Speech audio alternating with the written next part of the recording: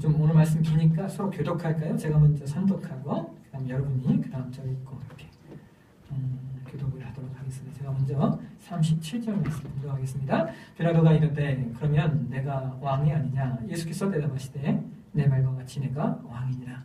내가 이를 위하여 태어났으며 이를 위하여 세상에 왔나니 그 진리에 대하여 증언하려 함이로다.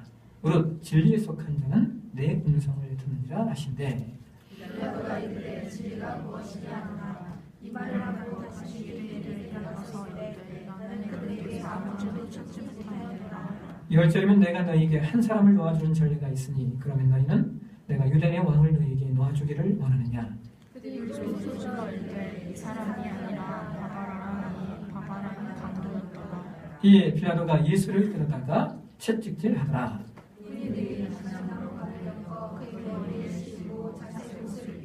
앞에 가서 이르되 유대인의 왕이여 평안할지어다 하며 손으로 때리더라.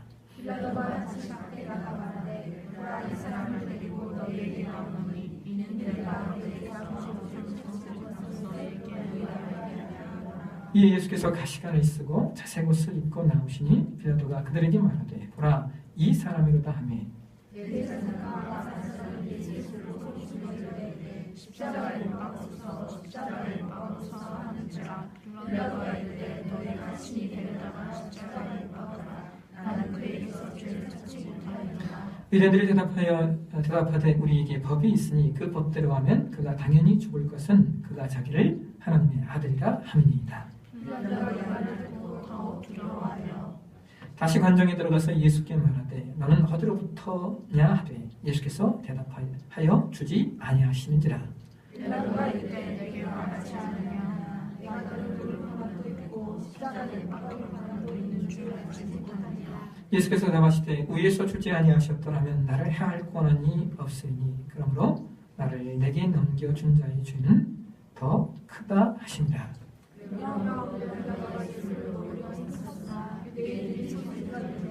이 사람을 보며 가이사를 주시니라 하니라. 무릇 자기를 왕이라는 자는 가이사를 받는다는 것이니라.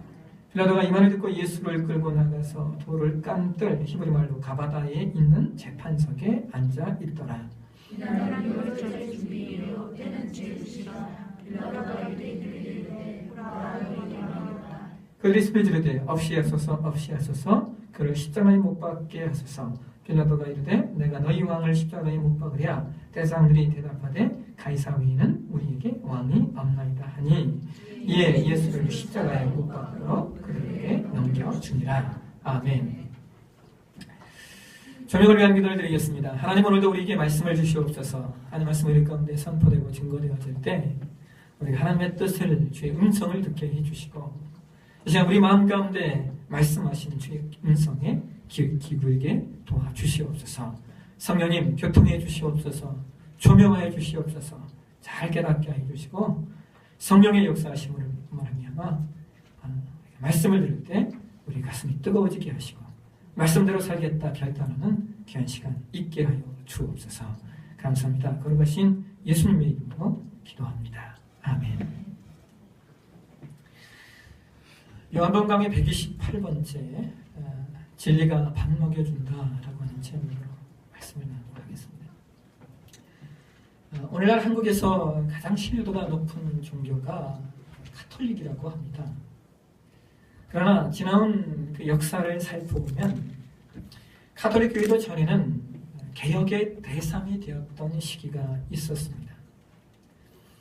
역사가들이 역사 속에서 말한 가톨릭 교회의 대표적인 문제점 가운데 하나가 바로 십자군 전쟁이었는데요. 십자군 전쟁의 목표는 성지탈환이라고 하는 자기들 나름대로의 거룩한 목표를 가지고 시작이 되었습니다. 그러나 전쟁이 진행되면서 그 전쟁에 참여했던 많은 사람들이 너무나 신의 이름으로 너무나 당연하게 수많은 사람들을 무참하게 살해했던 그 비극의 역사가 가톨릭 안에 숨겨 있습니다. 그런데 여러분 24군 전쟁의 이면에는 성지탈환이라고 하는 목표보다는 가톨릭 교회의 교황권 강화가 더 큰 목적이었습니다. 그런데 여러분, 이런 일들은 다 정치적이고 어떤 외부적인 일입니다. 그러나 가톨릭계 중세교회의 진짜 문제는 가톨릭 내부에 있었는데요.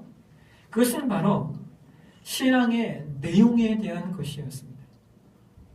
하나님을 믿는 신앙의 내용이 성경이 말하는 내용과 달랐던 중세교회는 오랜 시간에 걸쳐서 성경적 신앙을 추구하려는 개혁적인 사람들이 계속적으로 일어나고 있었습니다. 중세 1410년대에 존 허스라고 하는 사람이 있습니다. 이 사람은 중세교회가 행함으로 구원을 받는다고 하는 행위 구원을 외치던 그 시대에 믿음으로 말미암는 의, 예수 그리스도의 은혜에 의한 구원에 대해 설파했습니다. 이러한 존 허스의 외침이 급속도로 전파되자 가톨릭 교회는 그에게 생명을 보장할 테니 함께 그것에 대해서 논의하자, 토의하자고 제안을 합니다. 가톨릭 교회의 말을 믿고 토의장에 나타났던 존 허스는 그 자리에서 붙잡혀서 옥에 갇히게 되는데요. 그들이 이렇게 말했다고 합니다. 이단과는 약속을 지킬 수 없다. 결국 존 허스는 산채로 장작더미 위에서 화형을 당합니다. 존 허스가 화형을 당하면서 남겼던 놀라운 예언이 있는데요. 여러분, 이 허스라는 이름은요, 보헤미안 말로 거위라는 이름의 뜻이라고 합니다. 근데 그가 화형을 당하면서 이런 말을 남겼어요. 너희가 지금은 거위를 불태워 죽이고 있지만 100년 후에는 백조가 나올 텐데 아무도 그를 막지 못하리라. 존 허스가 이 말을 남기고 떠난 100년 뒤 1517년에 역사적인 사건이 일어납니다. 그것은 저와 여러분이 기억하시다시피 마틴 루터가 비텐베르크 성당에 95개조 반박문을 붙이면서 종교개혁의 서막이 오르게 됩니다. 여러분, 놀라운 것은 루터와 함께 있던 사람들이 세웠던 깃발의 문양이 백조였다고 합니다. 후에 가톨릭 교회가 마틴 루터에게도 생명을 보장해 줄 테니 토의하자고 제안했는데요. 마틴 루터는 그들의 속임수를 알아채고 그 제안에 응하지 않았다고 합니다. 종교개혁을 시작했던 루터와 종교개혁을 완성했던 칼빈은 종교개혁이 진행되는 동안 수많은 죽음의 위협을 당했고요. 또 실제로 수많은 개혁자들이 중세교회의 칼에 죽임을 당했습니다. 그렇다면 여러분, 이런 신앙의 개혁을 가톨릭교회는 왜 그렇게 개혁자들을 죽이면서 그것을 막으려고 몸부림쳤고, 반면에 개혁자들은 왜 그렇게 자신의 목숨을 내어놓고 신앙의 개혁을 만들어내려 했던 것일까요? 우리는 그 사실을 이렇게 정리할 수 있는데요. 가톨릭 교회가 그렇게 개혁자들을 죽이면서 막았던 이유는 그것이 진리의 문제가 아니었기 때문입니다. 여러분, 중세교회는 이미 그들이 표방했던 신앙의 내용이 성경적이지 않았다는 사실을 그들 스스로가 알고 있었어요. 그러나 그럼에도 불구하고 사람을 죽이면서 개혁을 막았던 이유는 그들이 갖고 있던 자기들의 권력을 유지하기 위해서, 그리고 목구멍에 포도청이라고 먹고 사는 일에 그것들이 직결되는 문제였기 때문입니다. 반면에 여러분, 16세기 개혁자들은 왜 그렇게 자신의 생명을 내어놓고 개혁을 주창했던 것일까요? 그들에겐 그것이 진리의 문제였기 때문입니다. 결국 이 싸움은 진리인가, 진리가 아닌가의 싸움이었고, 더 나아가서 이 싸움은 성경적인가, 성경적이 아닌가의 싸움이었던 것입니다. 사랑하신 여러분, 오늘 저와 여러분이 봉독한 말씀을 보시면 그것이 진리인가, 진리가 아닌가의 문제보다는 그것이 나에게 좋은가, 그것이 나에게 이익이 되는가에 대한 문제 때문에 진리를 내쳐버리는 사람들이 등장을 합니다.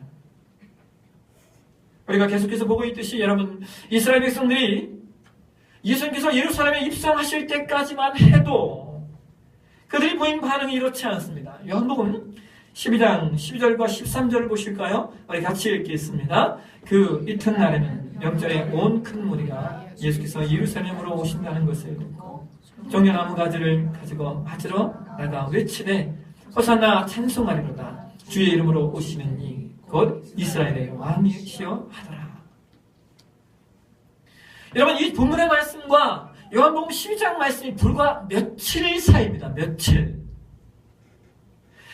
전만 해도 그런 왕이 행차할 때 사용하는 종려나무를 깔고 흔들며 예수를 이스라엘의 왕이라고 외쳤던 그들이 19장 15절로 가시면 지금은 뭐라고 말하고 있습니까? 자신들의 왕이 가이사 외에는 없다고 말하면서 그들은 예수님을 십자가에 못 박으라고 외치고 있습니다. 여러분, 왜 그럴까요? 그들의 왕은 왜 이리도 쉽게 바뀌었던 것일까요? 빌라도도 마찬가지입니다. 오늘 본문 속에서 우리는 빌라도의 고민을 엿볼 수 있어요. 19장 7절에 유대 백성들이 예수님이 죽어야 하는 이유에 대해서 그렇게 말해요. 그가 자기가 하나님의 아들이라고 말했다. 그래서 그는 죽어야 된다라고 빌라도에게 고소합니다. 그래서 빌라도가 물어요. 9절에 너는 어디서부터 온 사람이냐? 묻는 겁니다. 예수님은 아무 대답도 하지 않으시니까 빌라도가 10절에 이렇게 말하는 거예요. 내가 너를 놓을 고난도 있고 너를 십자가에 못 박을 고난도 있는 줄을 알지 못하느냐? 여러분, 이 말은 이런 의미예요. 아니라고 얘기해라. 의뢰인들이 고소하는 내용이 아니라고 말해야 내가 너를 살려줄 것 아니냐? 이런 의미입니다. 여러분, 우리가 오늘 봉독한 본문 속에 보시면 빌라도가 계속해서 번복하며 하는 말이 있어요. 그것이 18장 38절과 19장 4절 그리고 19장 6절을 통하여 빌라도가 하는 말인데요. 빌라도가 이렇게 말해요. 내가 예수에게서 아무 죄도 찾지 못하였다.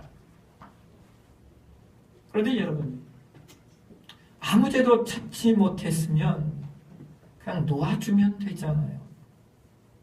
빌라도가 예수님을 놓아주지 못하는 이유가 무엇일까요? 여러분, 빌라도는 유대 총독의 자리에서 로마 황실로의 금이 환향을 꿈꾸고 있었어요. 당시 로마의 벼슬아치들은 로마의 벼슬아치들에게 식민지 총독 자리는 로마 황실로 입성하는 교두보가 되는 자리일 뿐이었습니다.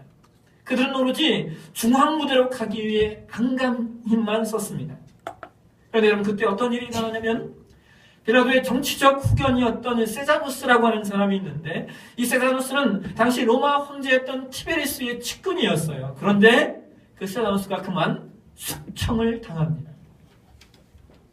그래서 그때는 자칫 빌라도의 정치 생명도 위태로워질 수 있었던 시대였습니다. 그런데 바로 그때 그 상태에 백성들이 빌라도에게 이렇게 말합니다. 19장 12절을 보실까요? 우리 같이 읽겠습니다.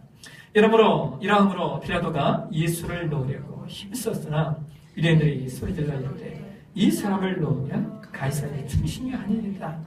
무릇 자기를 왕이라 하는 자는 가이사를 반역하는 것입니다. 여러분, 빌라도가 예수를 놓지 않았던 이유가 이해가 되십니까? 자기 자리를 보존하기 위해서, 혹여나 자기 정치적 생명이 위태로울까? 여러분, 이것은 역시 빌라도 역시 진리의 문제가 아니었다는 거예요. 사랑하신 여러분, 이스라엘 백성이나 빌라도나 그들에겐 그것이 진리인가 진리가 아닌가는 아무 문제가 아니었습니다. 그런데 여러분, 이것은 비단 그때만의 일이 아닙니다.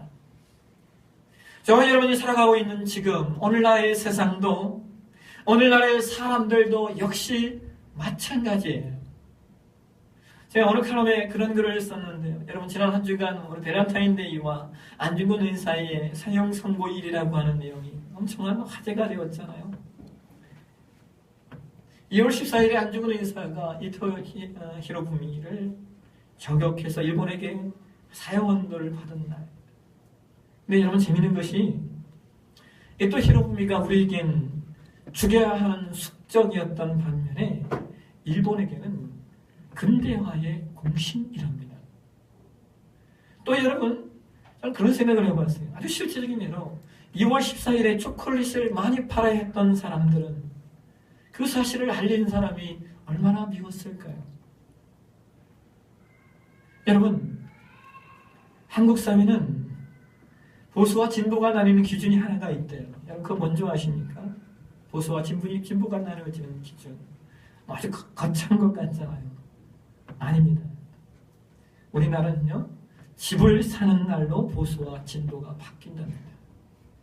집 사기 전까지는 진보이고 집 사면 보수가 된다. 왜 그렇습니까? 집값이 올라야 되니까.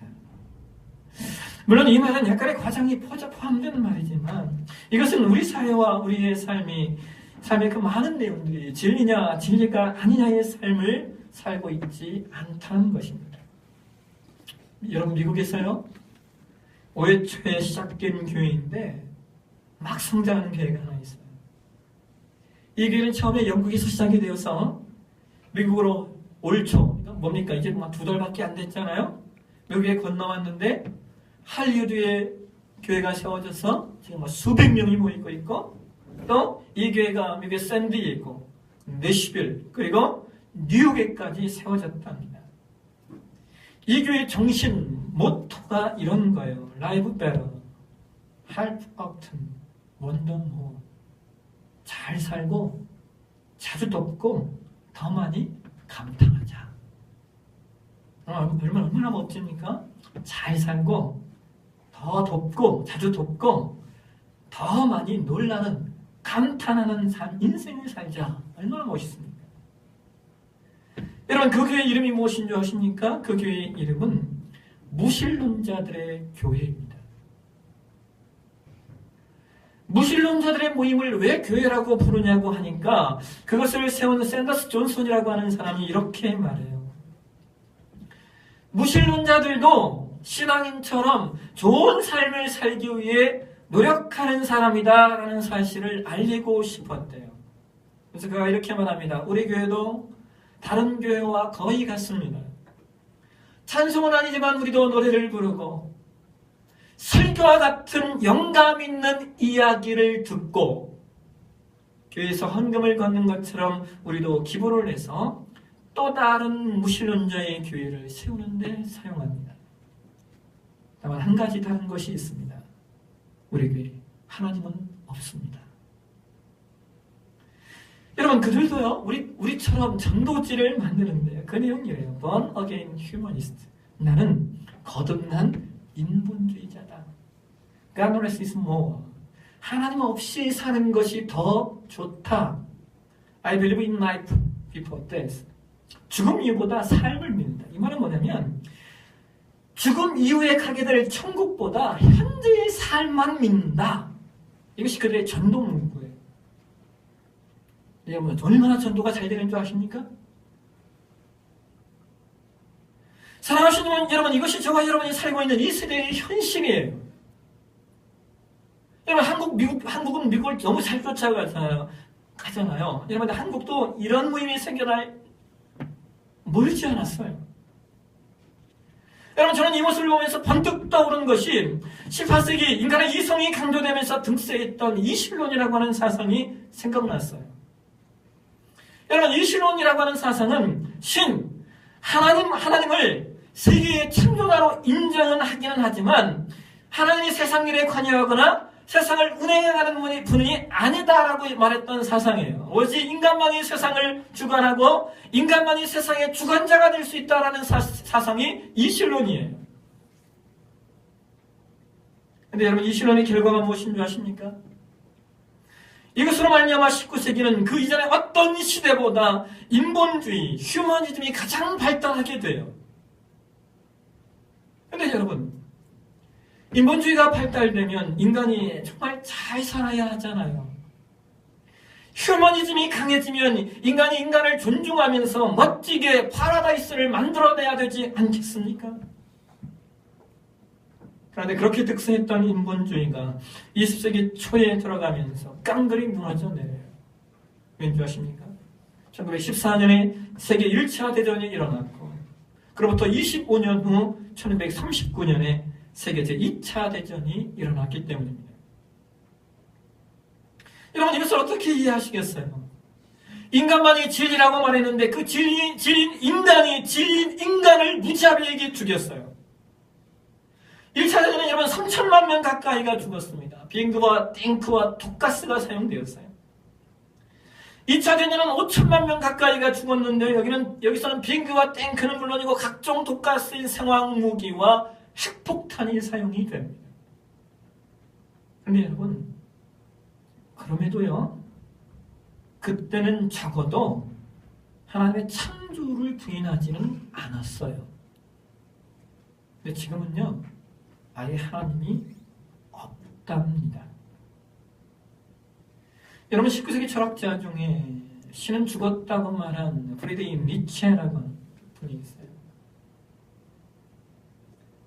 19세기에 아주 위대한 철학자라고 일컫는데요.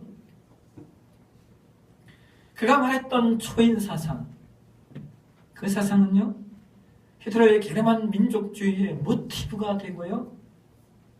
그는 자살을 인간이 가진 가장 큰 특권이라고 말합니다. 휴머니즘의 결정체가 자살이래요.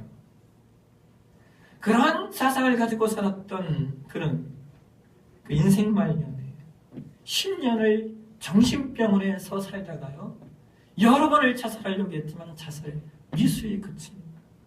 그리고 결국 그는 정신병자로 살다가 정신병자로 죽습니다. 여러분, 오늘 봉독한 18장 37절에 빌라도가 예수님께 물어요. 네가 유대인의 왕이냐? 예수님 대답해요. 너의 말과 같이 내가 왕이다. 그러면서 예수님께서 이 왕권을 무엇에 어떤 내용으로 이끌어가고 계시냐면 진리의 문제로 이끌어가고 계십니다. 내가 이를 위하여 태어났으며 이를 위하여 세상에 왔나니 그 진리에 대하여 증언하려 함이로다. 무릇 진리에 속한 자는 내 음성을 듣느니라. 여러분, 이 말씀은 예수님은 왕은 왕인데 그 왕권은 세상에 속하거나 세상이 말하는 그런 왕권이 아니라는 거예요. 예수님의 왕되심은 진리의 왕이시라는 거예요. 예수님이 이 땅에 오신 이유는 진리를 증언하고 진리에 속한 자들에게 예수님의 말씀을 들려주시기 위하여 이 땅에 오셨다 말씀하시는 겁니다. 근데 여러분, 놀라운 것은 이 말을 들은 빌라도의 반응이 무엇인 줄 아십니까? 우리 38절 상반절을 한번 보실까요? 같이 읽겠습니다. 빌라도가 이르되 진리가 무엇이냐 하더라. 여러분, 빌라도의 말은 오늘날의 똑똑한 사람들이 말하는 내용과 정확히 맞아떨어져요. 여러분, 오늘날 철학 좀 있고 오늘날의 사람을 움직이는 정신이 무엇인가에 대해서 이야기하는 사람들이 얘기하는 내용이 이거예요. 진리는 없다. 모든 것은 상대적이다. 진리는 없다. 모든 것은 상대적이다. 모든 것은 나의 상황에 따라 나의 환경에 따라 진리는 언제든지 변한다라고 말하는 것이 오늘을 사는 사람들의 정신이고 철학입니다. 여러분, 언제든 변하는 것이 무슨 진리입니까?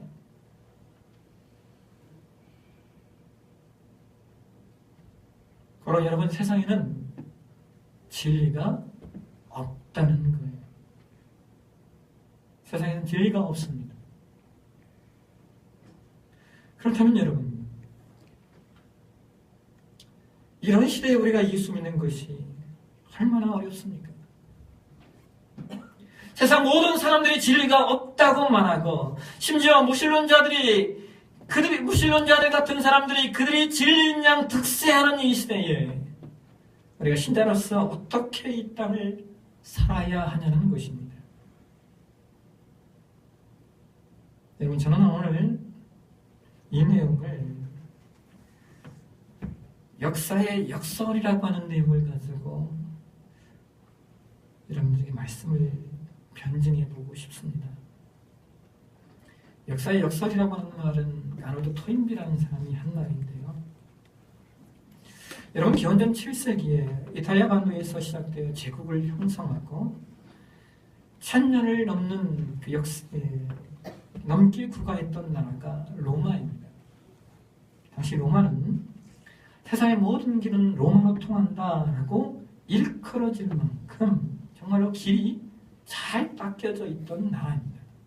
지금으로 말하면 로마는 고속도로를 만들었던 나라입니다. 그래서 역사가들은 로마가 그렇게 강성한 대국이 되고 그 강성함을 다른 나라들에 비하여 오랫동안 유지할 수 있었던 비결이 길을 잘 닦았기 때문이라는 겁니다. 그 길로 수많은 사람들이 어렵지 않게 로마를 왕래할 수 있었고 그 결과 무역이 왕성하게 이루어졌다는 거예요.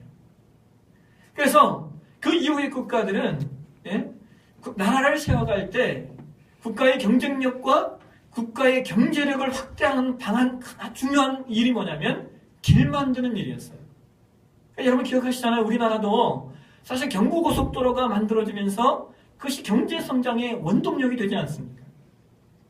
그런데 여러분 재미있는 것은 로마가 길을 잘 닦은 이유가 그런 경제적 요건을 그들이 알아서 길을 닦았던 것이 아니라는 거예요.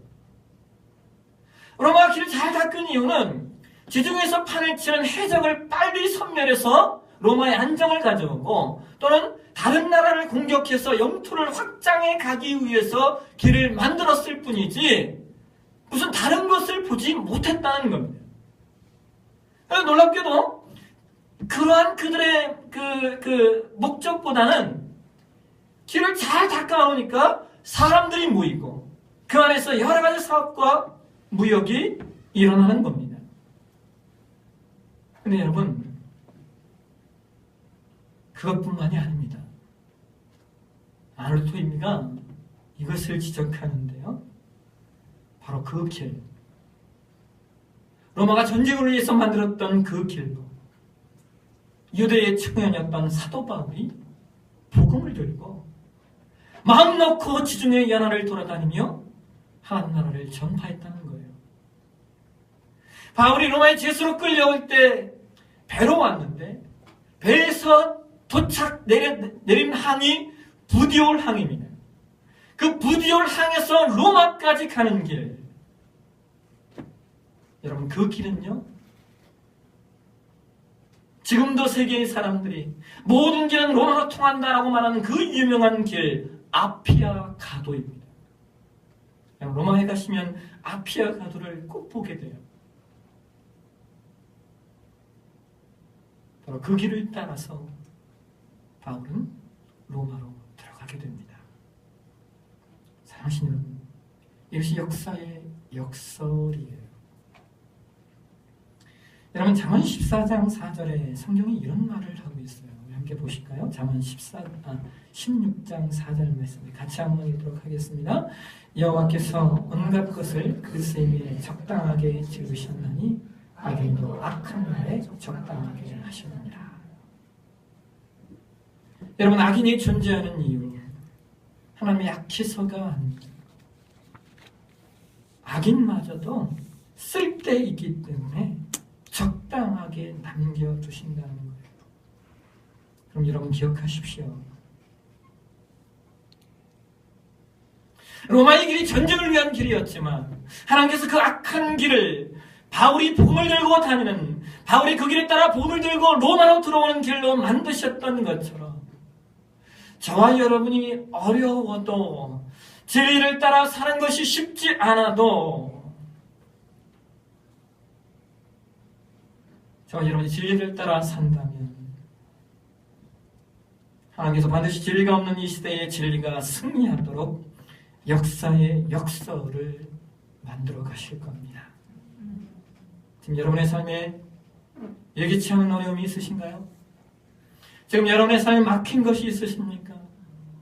지금 여러분의 삶에 세상에서 이겨내기 어려운 문제들이 있으십니까? 혹은 세상의 악한 것들이 여러분을 짓누르고 계십니까? 여러분 그렇다면 더욱더 진리이신 하나님을 의지하며 진리를 따라 사십시오.